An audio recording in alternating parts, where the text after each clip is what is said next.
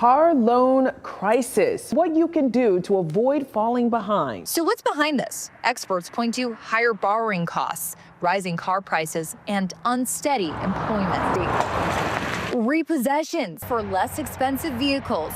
Consumer spending is up, the stock market is going in the right direction, but when you focus in on the road, the numbers tell a different story. Picture this. You drive past a beat-up chain-link fence on the edge of an industrial park and see a row of shiny Ram 1500s, still smelling new, window stickers that once read $72,000, now getting dumped for $19,000 to the highest bidder, where the public is not even allowed inside. The title you clicked on, 72K Ram 1500 sold for $19K at Repo lots, the secret list banks don't post online, is not clickbait. It is exactly what happens when a truck market that pretended to defy gravity for 3 straight years finally hits the ground. Right now, somewhere in the country, a Ram owner is making a $900 payment on a truck they think is worth $50 grand, while that same trim, same year, same options is already crossing a repossession lane for Corolla money. And you will never see that price on Car Gurus, Auto Trader, or Facebook Marketplace, because the people who decide where those trucks go work off a secret list that never touches the public internet.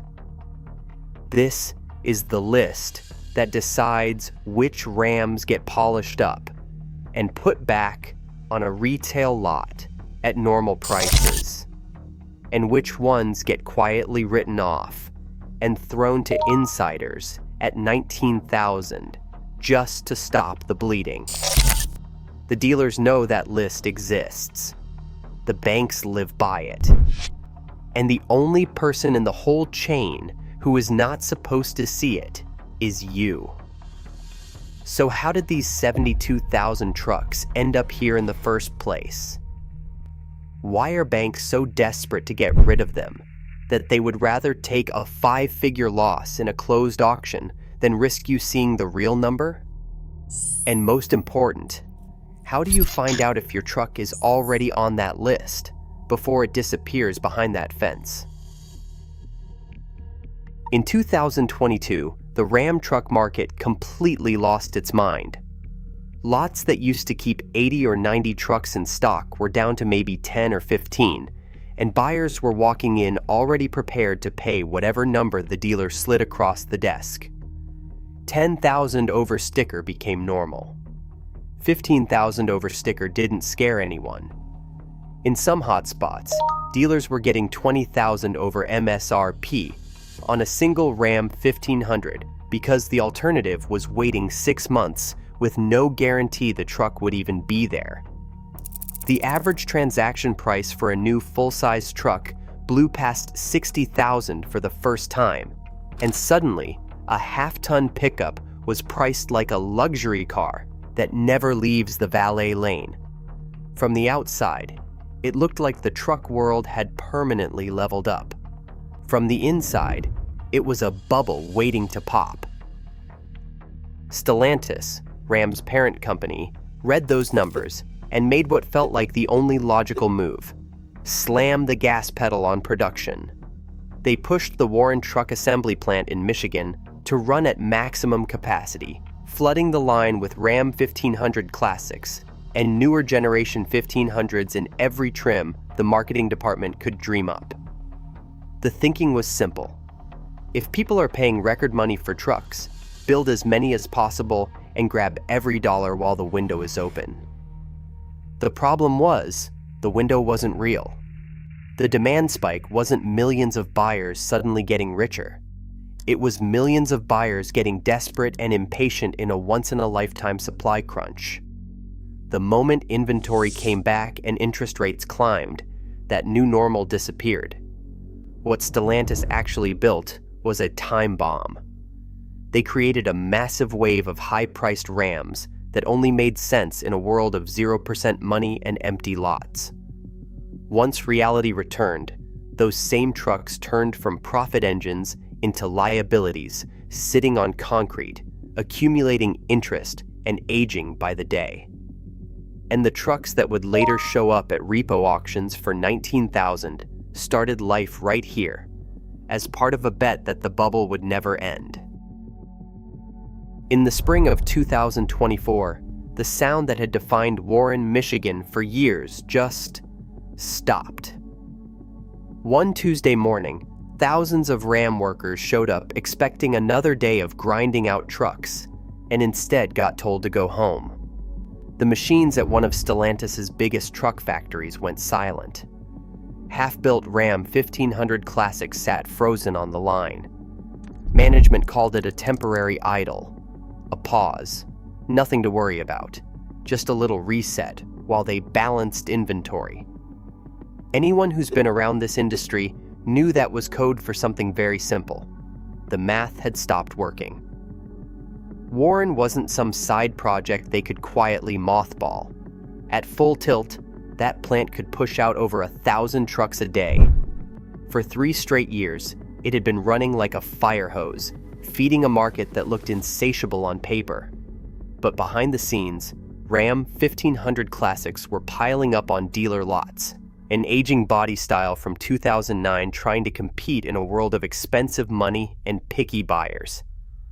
Budget customers were getting crushed by higher interest rates and inflation.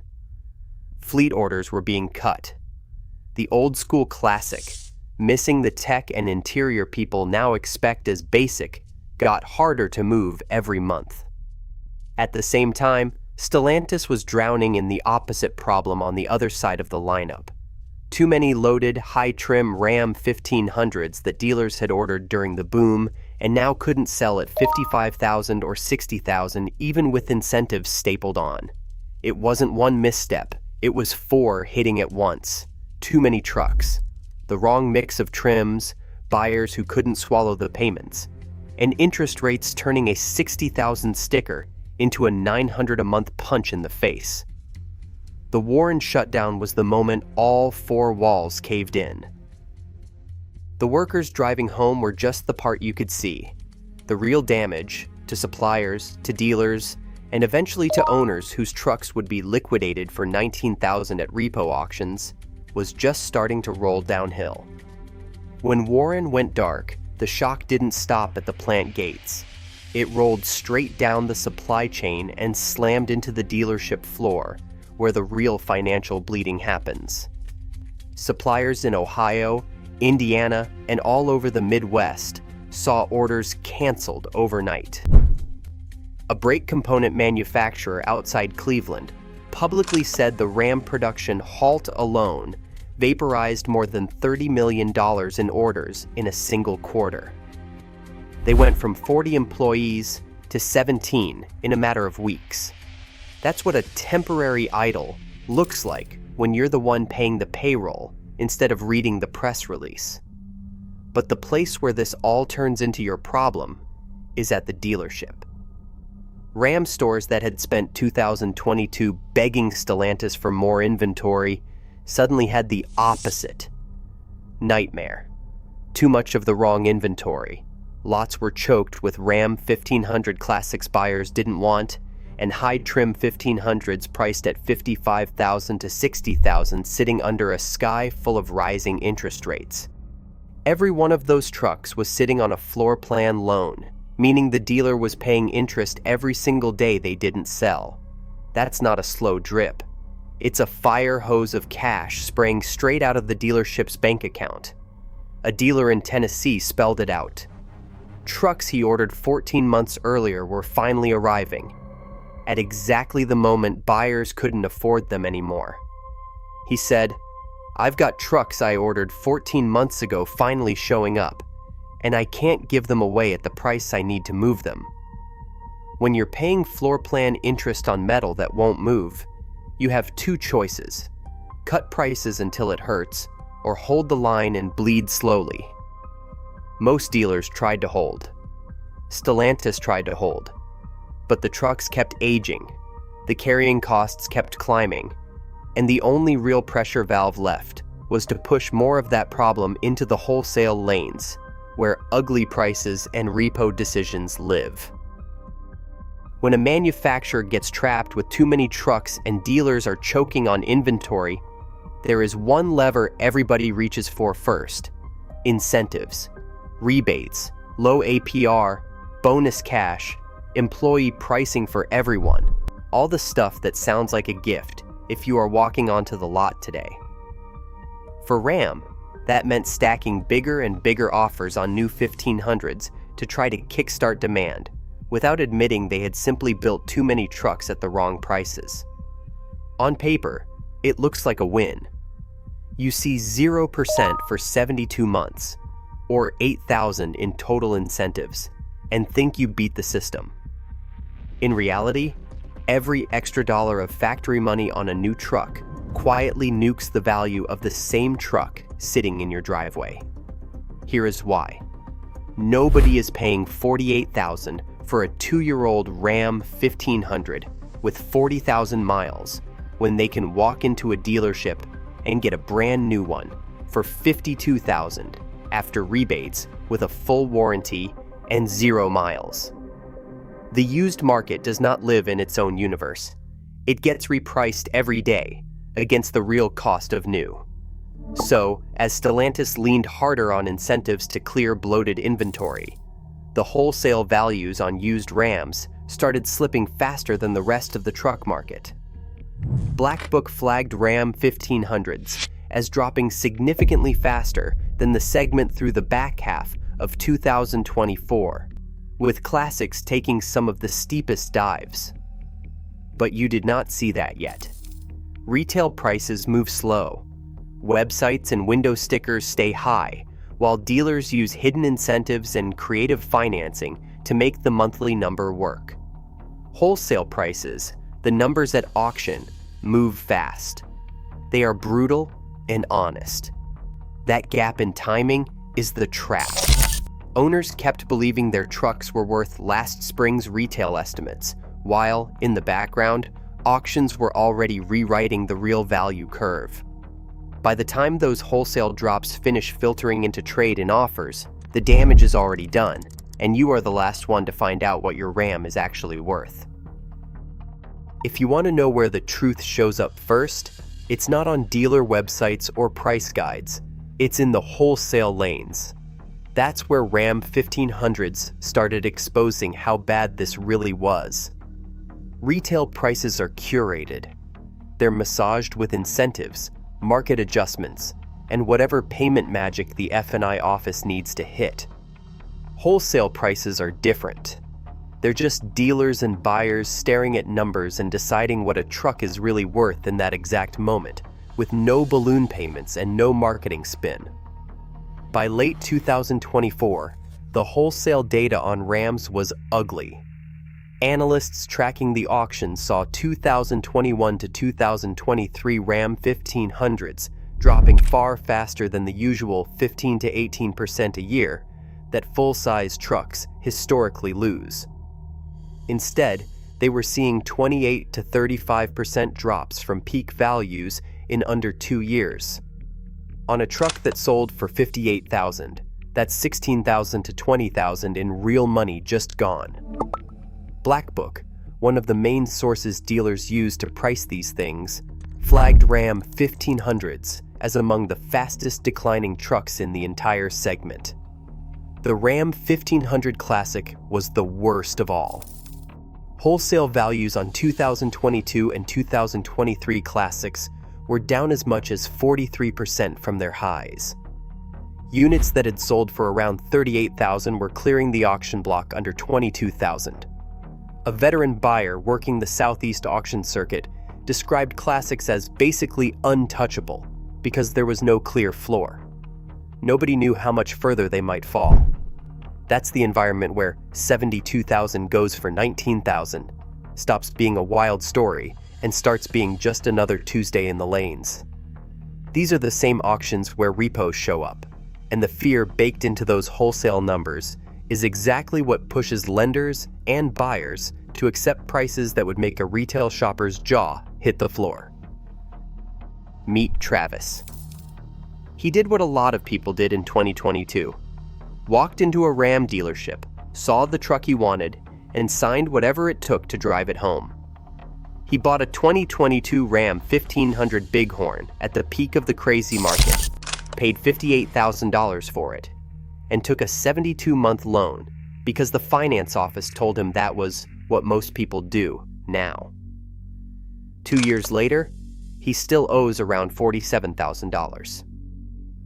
What he doesn't know is that the same truck, same trim, same model year is already running through wholesale auctions for about $34,000. On paper, he thinks he has a $50,000 asset.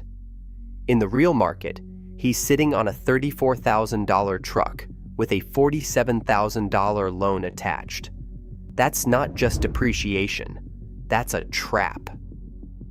Multiply Travis by hundreds of thousands of Ram owners. People who bought in 2021, 2022, 2023, when prices were inflated and inventory was tight. As wholesale values started falling 28 to 43% from their peaks, a lot of those owners slid into negative equity so fast they didn't even feel the first step. Then life happened. Insurance went up, groceries went up, maybe hours got cut at work, or a side gig dried up. Suddenly, that payment that felt barely manageable when the truck was worth what they paid starts feeling like a chain around their budget. Miss one payment, then two, and the lender's computer doesn't really care that it all started with Stellantis misreading the market. It just flags the account. Behind the scenes, the lender's risk and remarketing teams are staring at the same black book data the auction buyers see. They know these trucks are falling fast. They know certain years and trims, like the Ram 1500 Classic, are radioactive. That's where the internal lists come in. Quiet spreadsheets that sort VINs into categories. Retail, maybe retail, and don't even bother. The trucks in that last column aren't coming back to a nice front row spot on a dealer lot. They're going straight to the lanes, where the only thing that matters anymore is how fast the lender can turn a $47,000 balance into whatever $19,000 will cover. By the time a Ram 1500 hits a repossession auction, your part of the story is already over. The late notices went out, the account got flagged, the truck got picked up in the middle of the night or from a work parking lot, and somewhere in a lender's system it moved from customer asset to recoverable collateral. What happens next doesn't look anything like the public auctions you see in TV commercials. These aren't family events with balloons and hot dogs. They're closed or semi-closed lanes, often early in the morning on a weekday, where dealers, wholesalers, and a handful of approved buyers do business on volume, not emotion. The Ram 1500s showing up here are sorted before they ever roll across the block. Internal lists tell the auction which VINs might be retailable again and which are distressed units that need to be blown out fast. High-mileage classics, heavily upside-down 2021 to 2023 trucks, rough Carfax histories, those get pushed into the problem piles. The bidders in these lanes have already seen the same Black Book reports that called Ram values a perfect storm of oversupply and falling demand. They are not offering hopeful numbers. They're bidding as if tomorrow's price slide has already happened, because in this market, it usually has. That's how a truck that once stickered in the low 70s can hammer for $19,000 without anyone blinking. The lender isn't chasing fair market value. They're trying to cap their loss and clear risk off the books. The buyer isn't thinking about what you paid. They're thinking about what they can safely resell it for in 60 days if prices drop again. And you, the original owner, will never see that hammer price. By the time that same truck shows up on a small lot at the edge of town with a $39,995 tag in the window, the secret part of the transaction is already buried in an auction report you'll never get to read. If all of this feels distant and theoretical, Here's where it snaps into focus.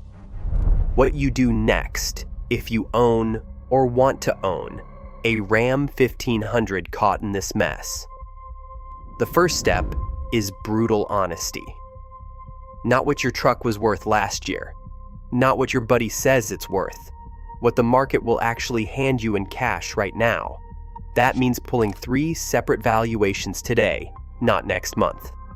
Go to KBB Edmunds and CarMax's online appraisal tool and run your truck through all 3.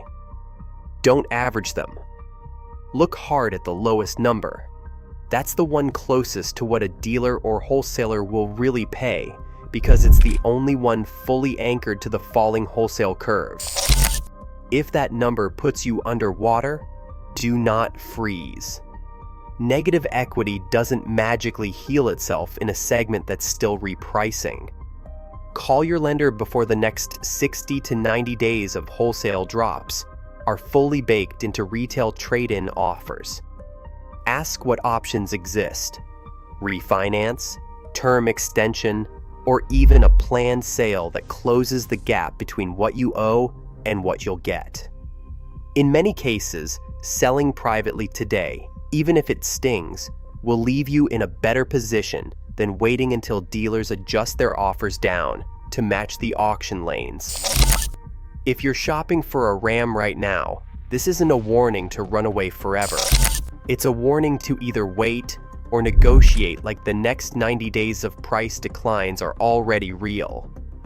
Because for the people with access to the data, they are.